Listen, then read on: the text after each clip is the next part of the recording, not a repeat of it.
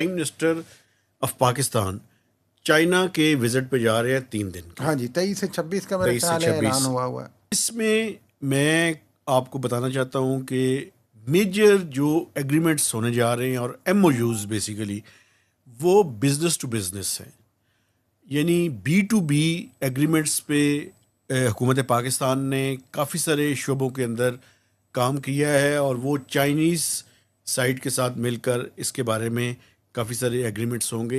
एक चीज़ के बारे में चाइना भी क्लियर है और पाकिस्तानी अथॉरिटीज़ भी क्लियर हैं कि China under the CPEC जो फर्स्ट फेज़ था उसमें कोई तकरीबन $30 बिलियन की इन्वेस्टमेंट उन्होंने की थी फॉर पावर प्लांट्स और इंफ्रास्ट्रक्चर।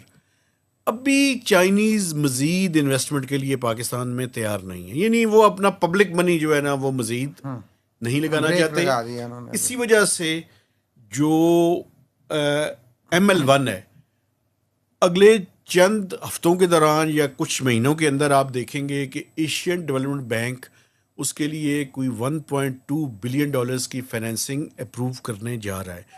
तो हमारा जो रिलायंस चाइना के ऊपर था फॉर मेजर इंफ्रास्ट्रक्चर प्रोजेक्ट्स वो दोबारा से मल्टीलैटरल्स की तरफ शिफ्ट हो रहा है, जिसमें एशियन डेवलपमेंट बैंक और एशियन इंफ्रास्ट्रक्चर इन्वेस्टमेंट बैंक जो है वो मेजर रोल प्ले करेंगे। इसी वजह से आपने देखा कि एशियन इंफ्रास्ट्रक्चर इन्वेस्टमेंट बैंक की एक आला सतही टीम इन दिनों पाकिस्तान के दौरे पर भी आई हुई थी। तो इस हवाले से बातचीत जारी है, लेकिन जितने भी एग्रीमेंट्स होंगे फोकस ज़्यादा से ज़्यादा B2B यानी बिजनेस टू बिजनेस होगा।